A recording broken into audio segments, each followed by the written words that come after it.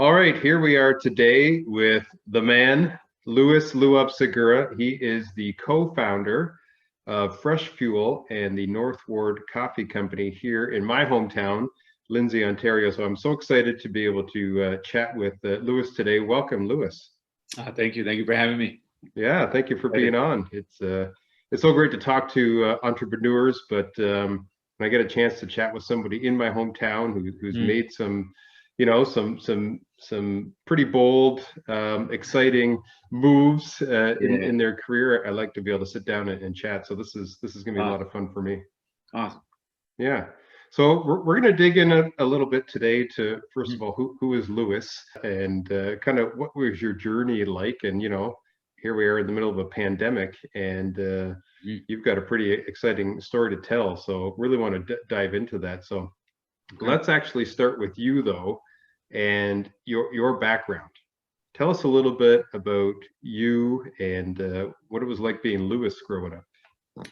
Well, I left. I'm originally from El Salvador, so I was born and raised in El Salvador, which is in Central America, and came here when I was 9. My parents, my brother, my sister. We left in '86, which was during a civil war in the country. My growing up, I never grew up in like, I guess like your stereotypical.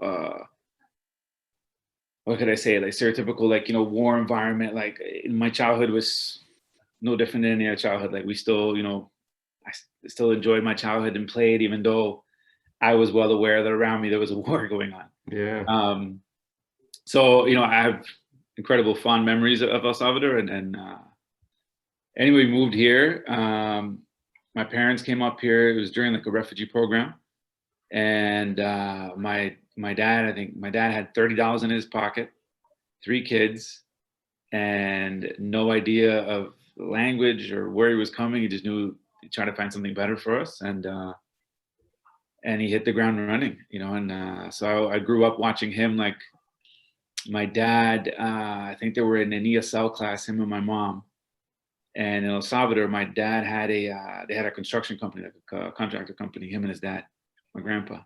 And the guy next to him says, like, "Do you know how to work construction?" He's like, "Some people are hiring." He's like, "Oh yeah." He's like, "I know how to do it." And he says to him, "They're paying $18 an hour." And I was like, says to my mom, he's like, "You learn English, I'm gonna go to work." So and that's just kind of like, I always look back at like that's my parents are just like right, working hard and just to try to give us better opportunities. So my brother and sister and I, same, like we grew up a happy home, like just great opportunities, and in the sense of like knowing that mom and dad were always like doing their best for us. So fast forward to now, myself with my family and my me, Leanna, and the kids. It's like it's the same. I try to be that that same type of parent. So at 9 years old, Mm-hmm. moving from El Salvador to Canada, that would have been a massive change in your life. But here you are, aware of the bold change that your parents are wanting to make to build a better life for you. Were you fully aware of what they were doing and how big of a risk or change this was for them to take on? I don't think I was. I mean, I was and I wasn't. I was, I was aware, but I think at the same time, just being a child, the one thing I do, like, my biggest takeaway from that whole experience was always that, like, I looked at it, I guess, through the eyes of a child, and just in the sense that, like, it was something new and exciting. It wasn't something that I was afraid of, so it was exciting to, like, oh, we're in this, we're in Parkdale, Toronto, and it's just a city and a lot different from, the Salvadoran neighborhood that I was living in, the day before. And, but just embracing everything as something new and exciting to learn. And I think that's something that I kind of carried on through life. It's just always like, embrace anything new and challenging and just try to learn from it. And that was, I remember my dad, again, like, keep referencing my dad. But my dad, I remember we looked out the balcony and he was like, he pointed out to a building, like, I was like maybe like 3 blocks away. And he's like, today we'll go walk that far, you know? And that was just kind of like, you know, like we were just, you know, from that landing point, and just, we're going to venture out that far in the neighborhood and get to know. Okay. And then we're going to venture out a little further and eventually, you know, get to know the city and get to know the terrain. And so same thing. I just kind of, you know, we had that sense of adventure, I guess, that, that I was always aware of their, you know, knowing that they had left behind everything they knew, like their entire family. So of course, you know, I always appreciated and respect the decision they made. So just going through that and then growing up with that influence, obviously, you know, the boldness to take good risks, to build a better life for the family, the hard work ethic, the entrepreneurial spirit. These were things that, whether you were aware of or not, you were absorbing these as a child, and it's molded who you are. So let's fast forward a little bit. That was the 80s, big change coming into Canada. Yep. Fast forward, you know, 20 years or so, and you're working at a gym, I believe, and this is where you met your future wife, Leanna. Tell us about that. So I was working at a gym where I was doing sales, and Leanna was a personal trainer there. And, you know, we'd see each other at work, and we would talk, but then she ended up getting an apartment in one of the buildings near the gym. I was looking for an apartment. So I saw that, you know, she had applied to this place. So I went to go check out the same building. It turned out we lived in the same building, like a few floors apart. And same thing, we'd see each other here and there. And then it wasn't until one day my boss asked me to stay late. And so I would have to walk to my, you know, home. And I was like, nah, man, I'm like, it's snowing. I'm like, I'm not staying late. I'm leaving now. And he was just like, well, why don't you get Leanna to give you a ride home? And I said, Leanna? I'm like, I don't even know her. What's she going to give me a ride home? So he just peeked out the office window and he says, Leanna, can you give Louis a ride home? And she was like, yep. So then I ended up staying late. She gave me a ride home. And then she was just like, do you need a ride tomorrow? I was like, sure. And then we just started hanging out, and that was it. I think it was a year and a half later proposed, and then got married. We bought our home here in Lindsay. We got married, and it wasn't until a few years after that we decided that Foodland was also, we had kind of reached our cap there and wanted to start our own thing. So now you're around 2010 maybe or so? Yeah, 2012, 2010. Okay. Yeah. Okay. So you got married. You, again, big move, going from a big city to small town. Yeah. Working at a grocery store. Yeah. And is this where you decided, hey, we want to do our own thing, or was it just let's look for a different, higher paying job at that point? What was the thought going on? Well, I've always been doing music, and that's like a huge passion of mine. And at the time, so it was probably around 2014, I'd started working with a project called Los Poetas, which is like my first like Latin hip hop project, and it was going really well. And I actually went back to El Salvador with the band. We went for 3 weeks, and it was during this time, remember those 3 weeks, Leanna stayed home with 3 kids, and it was during, I think it was January to February, and I would be FaceTiming her from like beautiful beach. I was going to say, so how did that go over? You're leaving the Canadian winter to go to nice warm beaches. Right. And so she's at home with 3 FaceTiming kids. me with a scarf and a hat, and she's just like, I hate you. So I think it was that process right there that really got her thinking, you know, we wanted to start her own, you know, our own business. And really Fresh Fuell is her baby. You know, that was her idea. And we started just kind of brainstorming and just thinking of things. Well, you know, if we left, or what if we opened something? What if we did this? And initially the idea started with us having 3 kids. And every time that we would go out and, you're on a road trip or you're doing something, there was never any like fast food, a healthier fast food option Right. And so we started thinking, what if we did initially like something like, for kids? And that's where like our school fuel idea, which anyone that's been in Fresh Fuell is aware of we had prior to the pandemic, we were supplying school lunches to 4 different schools in Kawartha Lakes. So that's kind of where that started. But then it branched into the wraps, the salads, the smoothies. And we just kind of just started thinking big and decided to both quit Foodland and start our own business. And, I think when I talk about, the risks that my parents took and how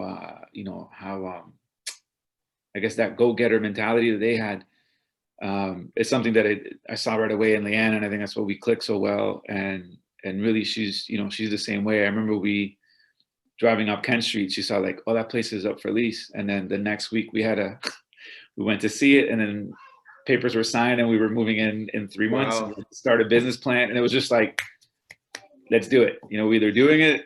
There's never like, it's never, it's everything that any decision we've made is like, we believe in it wholeheartedly, and we know that it's going to take the work to make it happen. So we never kind of doubt ourselves or doubt the decision. We just run with it. So I guess again, seeing that blueprint from your parents as a young child and growing up around that, when it comes time to make a bold change, a bold decision, you've got this in the back of your mind, like, hey, I've seen this, I've done this. I know it takes work, I know it takes motivation, but I can do it. Absolutely. Yeah, Absolutely. that's great. So you start Fresh Fuell. Did you have any expectations, any goals, any dreams, or was it just, let's just see where this can go? Again, I think we always believe, that it's going to work, right? We never opened it with like, oh, what if it doesn't work? We're going to do this. It was just, I was like, this is our plan, and when it works, then we're going to do this, right? And so I mean, we had goals, but what really like, I guess what really like, hit us was like the community support, the way that it became kind of a, almost a community hub and people just really gravitated to it being a place where you could, just get to know each other. Like the amount of the customers that have come through our door that we, consider family, like just, good friends. And that environment that was what we started to build, it was a thing, I guess, that we didn't kind of plan for or expect. So what do you attribute that to? Where did that come from? How did that happen? I mean, I think one is, we both of us, I think, come from that type of family, that is a family, both Leanna's parents, my parents, they're givers, and I always believe that, my dad used to always say, like, like whatever, my mom, will say, like, whatever I give to someone today, I hope someone gives to you tomorrow, right? So, yeah, I think just that personality, or that sense of just, being community minded, I think just attracted those type of people to, to our to Fresh Fuell, and it's just grown. Yeah, that's great. So 2015, 2016, you're getting the business off the ground. You're in a downtown location, so prime location. Must have been tough though. 3 kids and 2 working parents starting a new business. What was that like, trying to juggle the home life and the new business? It is tough because and again, it's the perception of, I think, anyone who is an entrepreneur is not a business owner. Most people see a business and a business owner and assume instant success, or instant money and all these things, but there is so much work and so much behind the scenes stuff before you even pay yourself.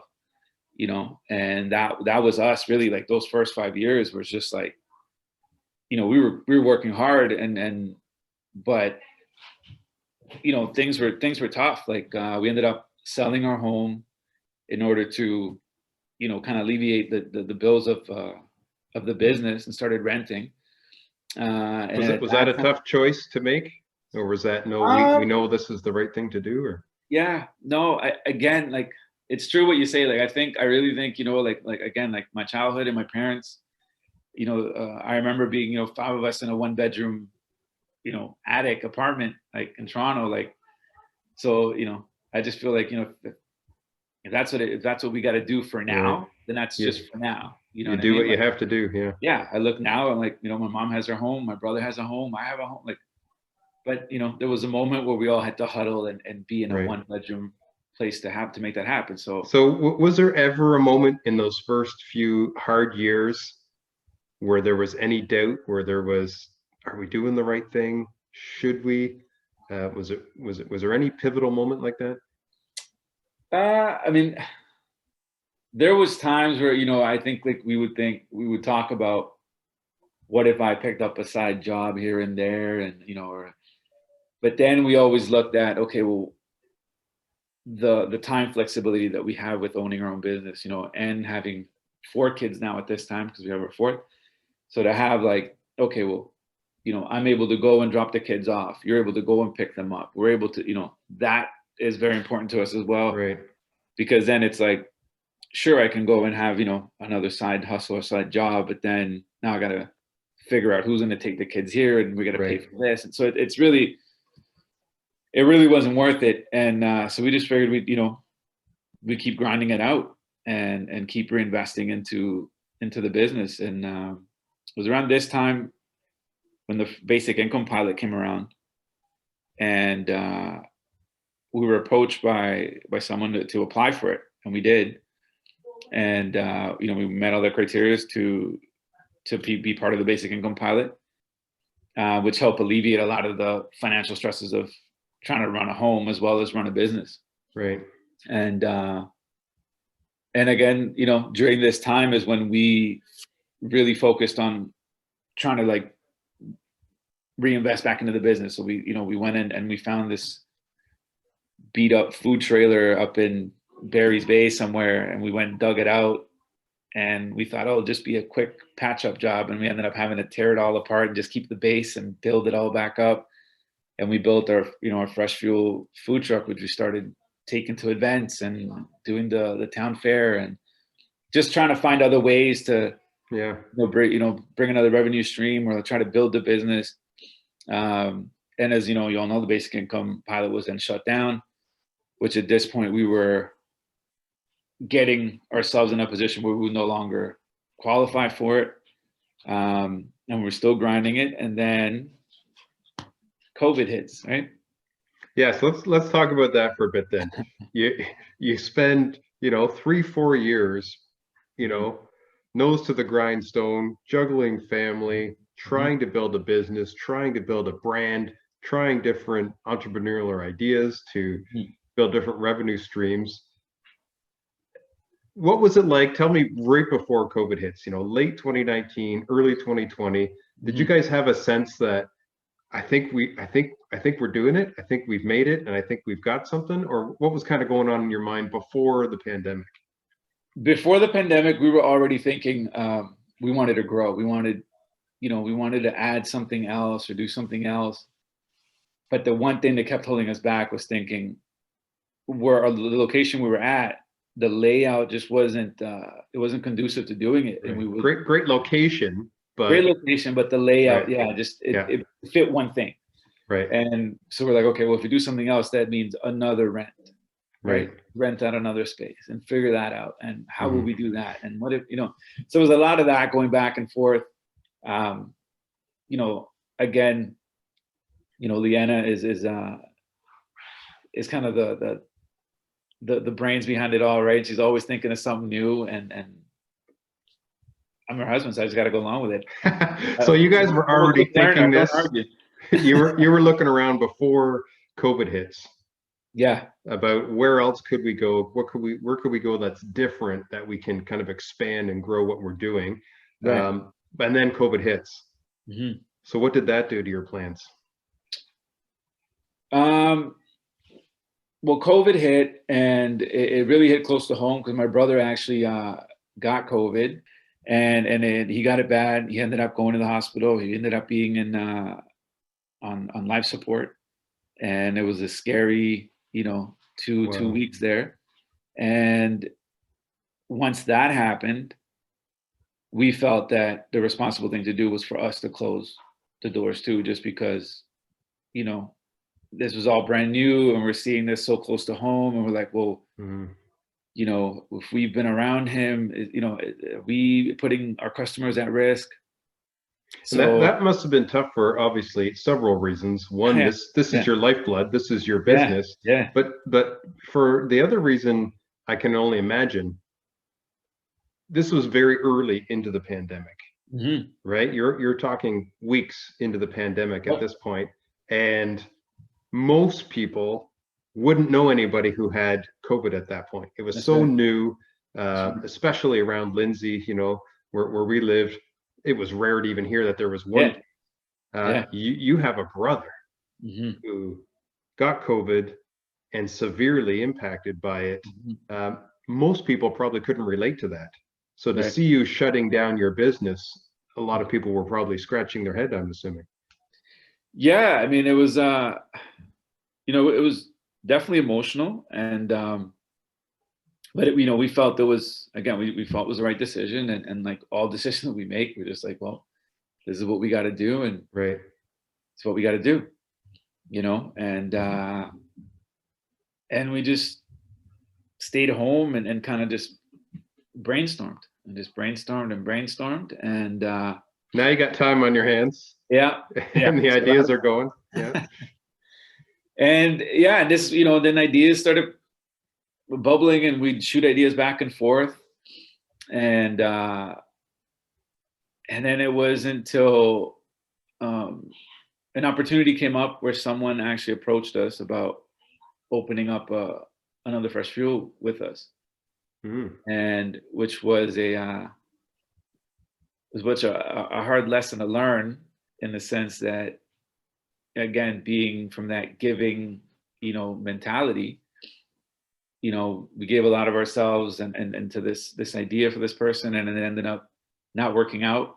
So this was going to be like another franchise almost, or Right, right. okay, And that kind of burning us really put fuel, put fire in us, I guess, to just be like, okay, well, we need to come up with something and figure something out right, in order to come back. So at this point, we had reopened. This is back when we could reopen, right. and we were like, okay, well, we need to figure something out, and we knew that, downtown, um, the traffic was half of what it was the year before because of COVID.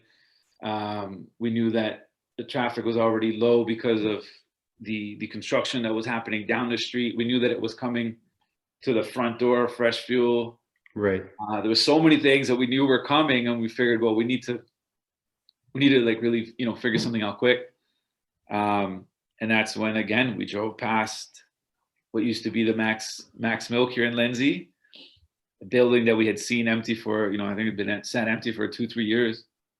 And we reached out to Brad Bird, a local real estate, and who's we've worked with in the purchase of our home, and we talked to him if he could put us in touch with the owner of the property, and we sat down and pitched our idea and what we wanted to do.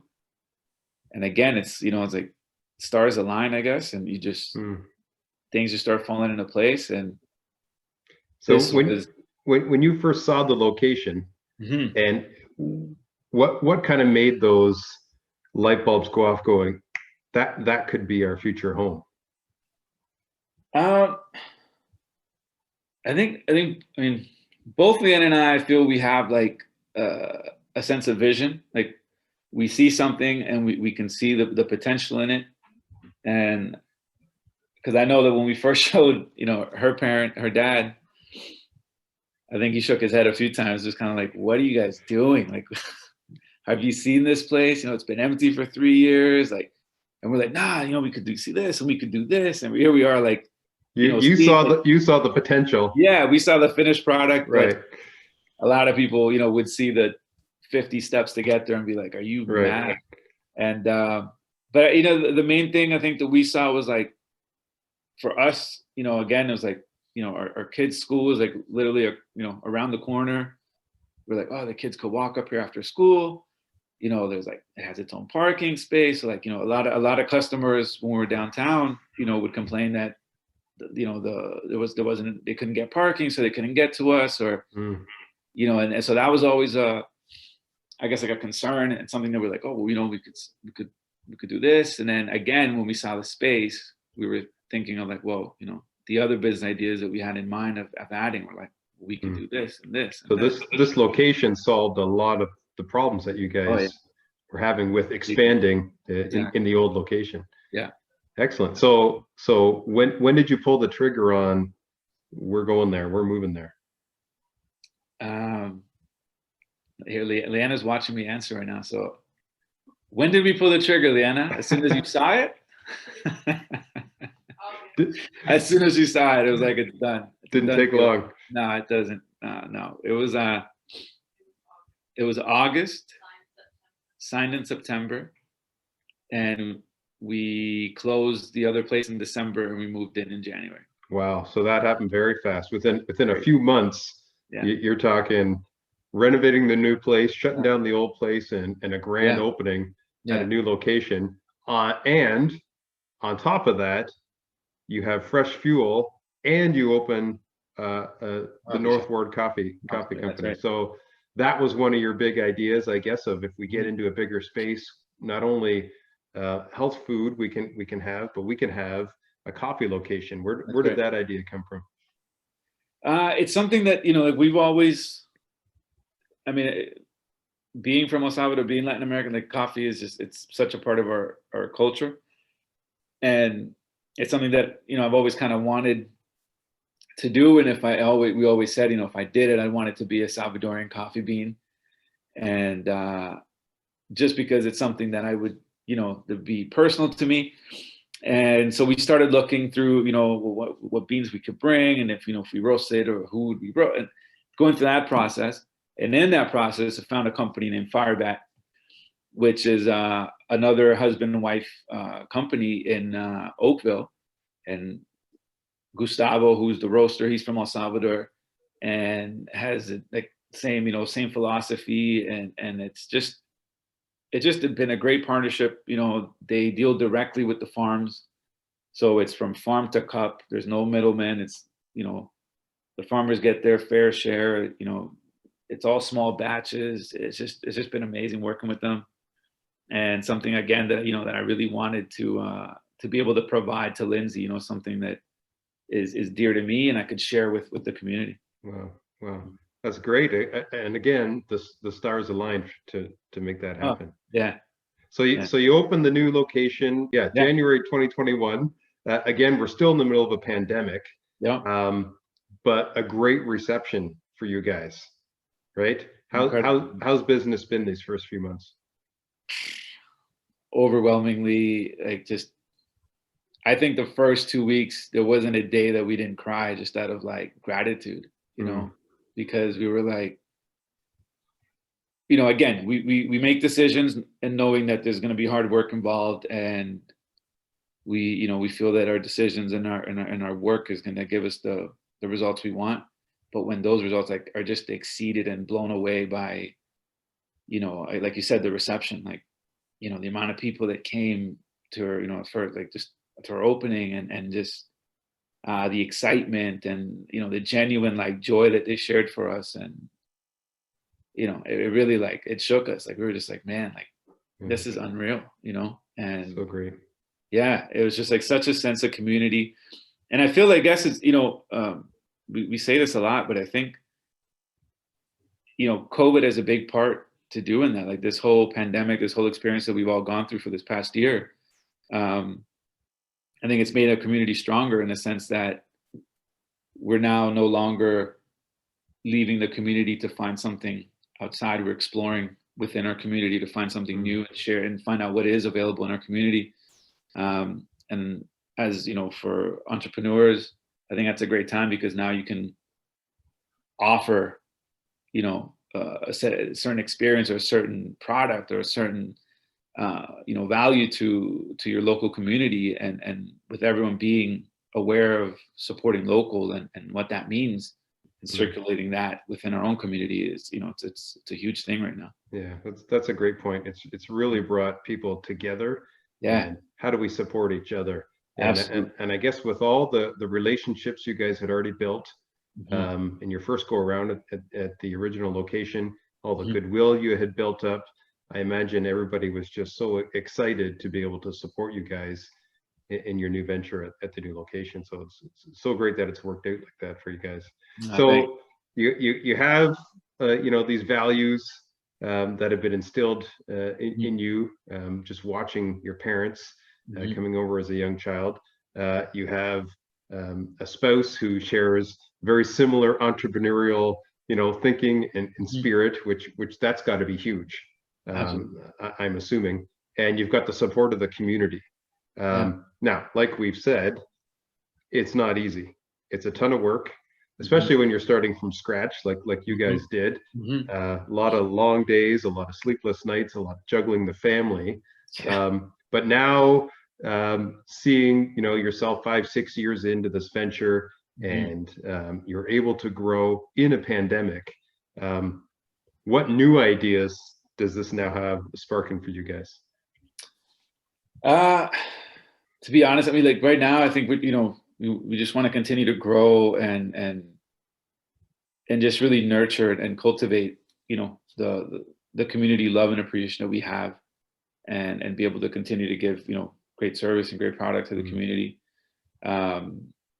You know, this coming Friday, this coming Easter weekend, we're launching This is Bliss, which is going to be our ice cream scoop part of the building. So we're going to have, you know, the coffee side, we have the healthy options from Fresh Fuell, and we're adding a whole like Cortha dairy ice cream, you know, scoops and milkshakes, walk up window to the building.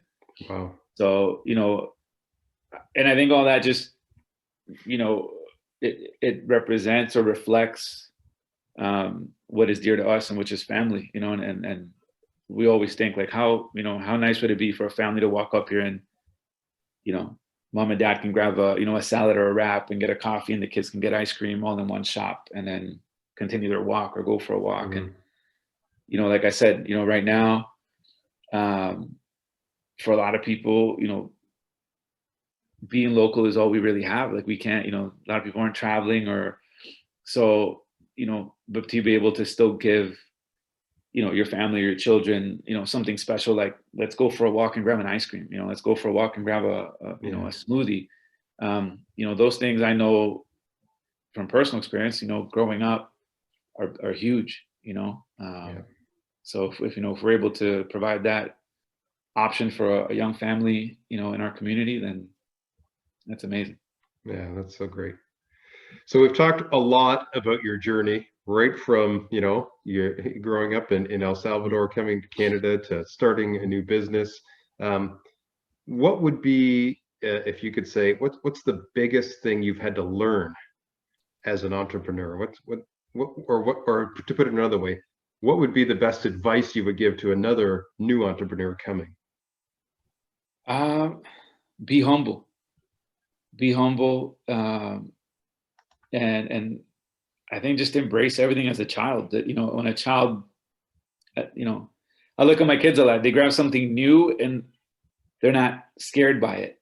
They're in awe of it and they try to figure it out, you know. And I think that's how you got to look at any business, that you know, be humble enough to know that you don't know it all, and see the adventure in it, and just try to absorb and learn as much from it, and just embrace it and go all out, you know, like find that inner child within you that's going to find the passion in what you're doing, and just go for it. Love it. Yeah, it's hard to go wrong with humility. Absolutely. Yeah. Well, thank you so much, Louis. It's been so great to get an inside look at you, at your journey, at the story of Fresh Fuell and the Northward Coffee Company. So really appreciate you having on and sharing with us today. Thank you for having me, man. Anytime. Enjoyed it.